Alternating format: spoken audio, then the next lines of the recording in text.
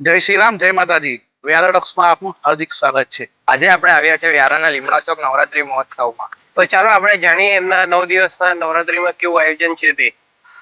નમસ્કાર, જય માતાજી, જય શ્રી રામ. આજે આપણે આવ્યા છે વ્યારાના શ્રી લીમડા ચોક નવરાત્રી મહોત્સવના ગ્રાઉન્ડ ખાતે.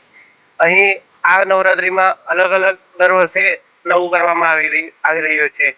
આ નવરાત્રી મહોત્સવ બધા કરતા અનોખો મહોત્સવ છે. તો અહીં આપણે અહીંના આયોજકો સાથે આગળની વાતચીત કરીશું. શું તમે અમને જણાવશો લીમડા ચોક નામ કઈ રીતે પડ્યું?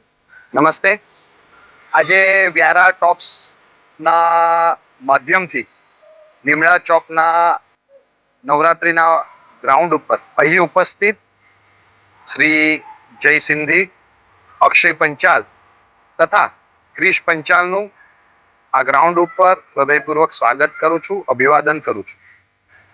એક સુંદર અભિગમ વ્યારાનગર માટે વ્યારા ટોક્સે ઉભો કર્યો છે કે નવરાત્રી મહોત્સવ દરમિયાન જે પ્રકારે એમની ઇતિહાસ કાર્ય કરવાની પદ્ધતિ વિશે આપ પૂછી રહ્યા છો, ખૂબ આનંદ થાય છે.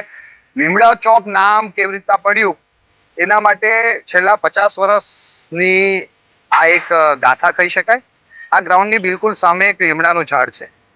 અગાઉ જ્યારે વ્યારા નગર એક સામાન્ય ગામડો હતો ત્યારે પણ એક જૂનો લીમડો હતો.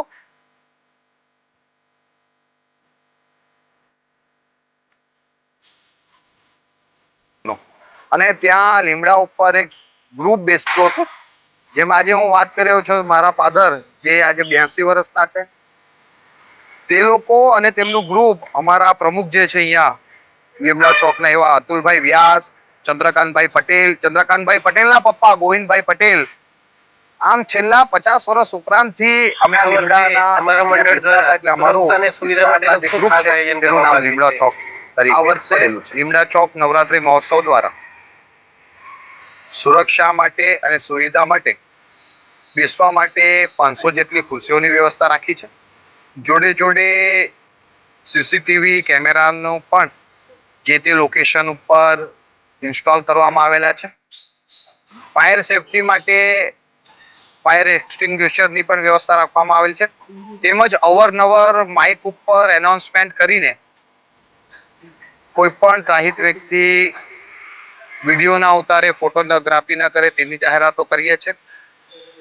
જોડે જોડે રોડ સુવિધા સેફટી માટે પોલીસના સહયોગથી બેરિકેડ્સો લગાવવામાં આવેલા છે અને સમગ્ર ગ્રાઉન્ડને પડદાથી કર્ટન લગાવીને ગ્રાઉન્ડને એક તરફથી દિવાલ બનાવી દીધેલી છે, એટલે ખેલૈયાઓ કે અન્ય રીતના કોઈ પણ સામાન્ય જનતાને કે ખેલૈયાને કોઈ ડિસ્ટર્બ ન થાય એવી વ્યવસ્થા ઊભી કરી છે.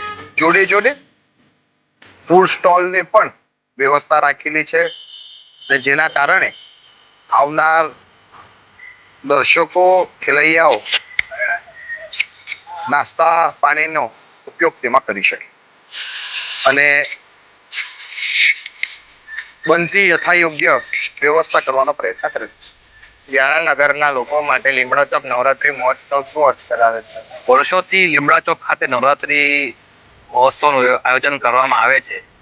આમ તો ખરેખર તો આ પ્રશ્ન જે ખેલૈયાઓ સ્પર્ધકો અહીંયા રમવા આવે છે, જે દર્શકો અહીંયા વર્ષોથી જોવા આવે છે, એમના માટે કોઈ એ જ ચોક્કસપણે કહી શકે. પણ આમ જોઈએ તો દરેક સ્પર્ધકો પોતાને અહીંયા મન મૂકીને માતાજીના ગરબા ગાય છે. સ્પર્ધકો ગરબાનો આનંદ લે છે. દર્શકો પણ આ પારંપરિક ગરબાનો આનંદ લે છે. એમને અહીંયા રમવાનો ને માતાજીના આરાધનાનો ખૂબ જ ભવ્ય આનંદ મળે છે. આ નવરાત્રી મહોત્સવમાં સૌથી મોટું યોગદાન કોનું છે આયોજનમાં? લીમડા ચોક નવરાત્રી મહોત્સવ 2025માં સૌથી મોટું યોગદાન માં અંબાનું છે. કારણ કે માં અંબાના કૃપાથી ફક્ત 3 દિવસની અંદર કલ્પના નહીં કરી શકાય તેવું આયોજન થયું. દર્શકોનું આ યોગદાન છે, આ ભૂમિનું યોગદાન છે, ખેલૈયાનું યોગદાન છે અને જેમણે પોતાના એડ કે બેનર કે પોસ્ટર લગાવ્યા વગર સમગ્ર લીમડા ચોક 2025માં સંપૂર્ણ બજેટ કરી આપ્યું તેવા તમામ નામી અનામી દાતાનું યોગદાન. આ વર્ષે લીમડા ચોક નવરાત્રી મહોત્સવમાં શું ખાસ છે? શક્તિ ભક્તિના માં અંબાના શક્તિ અને ભક્તિના આ પર્વનું ખૂબ મહત્વ છે. લીમડા ચોક નવરાત્રિ મહોત્સવમાં 3 દિવસની અંદર અમને આ ગ્રાઉન્ડ મળ્યું છે. તેમાં ખૂબ જ સારી રીતના ગ્રાઉન્ડનું અમે સરફેસિંગ કર્યું છે. બધી જ પરવાનગીઓ ખૂબ તુરંત અમને મળી છે. ને આ વર્ષે અમને કોઈ પણ પ્રકારના બેનર ઉઘરાયા વગર સ્વયંભૂ રીતે સ્થાનિક તેમજ ગામના વેપારી મંડળે અમને સ્વયંભૂ રીતના ફંડિંગ કર્યું છે. તે અમને પ્રોત્સાહન આપ્યો છે. અને બીજું મહત્વનું એ છે કે આખા નવરાત્રિ મહોત્સવમાં જે અમારો બેચ ક્રાઇટેરિયા છે 7 થી 15, એમાં 250 થી ઉપરના બેચ લઈને ભૂલકાઓ રમે છે. તેમાં છોકરા છોકરીઓ સમાવેશ થાય છે. 5-5 કલાક એ ખડે પગે આ અંબા માતાની ભક્તિ કરે છે. એટલે એ ખૂબ જ મહત્વની વાત છે. બીજું, નવરાત્રિ મહોત્સવ દરમિયાન લીમડા મંડળે એક અનેરો પ્રયત્ન ગયા વર્ષે પણ કરેલો, તેમાં ખૂબ જ સફળતા મળી હતી.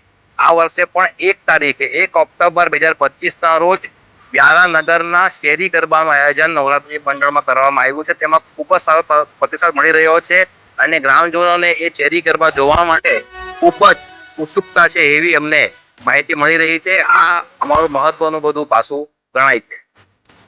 આગામી વર્ષમાં તમારું આયોજન શું રહેશે અને કેવું રહેશે? આનાથી કરતા ભવ્ય કે પછી કઈ રીતે અલગ? આગામી વર્ષોમાં લીમડા ચોક નવરાત્રિ મહોત્સવનું આયોજન માં અંબા જેવી શક્તિ આપશે તેના આધાર પર રહેશે.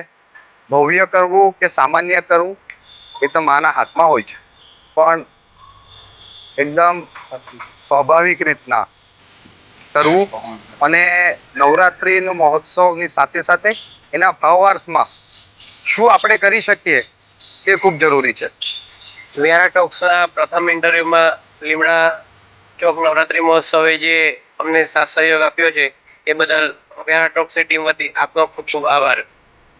ધન્યવાદ. જોડે જોડે લીમડા ચોક નવરાત્રિ મહોત્સવ ના જવાબદાર વ્યક્તિઓ પૈકી તમને પણ ખૂબ ખૂબ અભિનંદન આપું છું કે એક નવા પહેલ જે શરૂ કરી છે વ્યારા નગરને અને તાપી જિલ્લાને ધ્યાનમાં રાખીને તમને પણ ખૂબ ખૂબ અભિનંદન અને આવનારા દિવસોમાં તમારી આ વ્યારા ટોક્સ ખૂબ સારું નામના કમાવે એવી શુભકામનાઓ રાખું છું. અસ્તુ. ભારત માતા કી જય.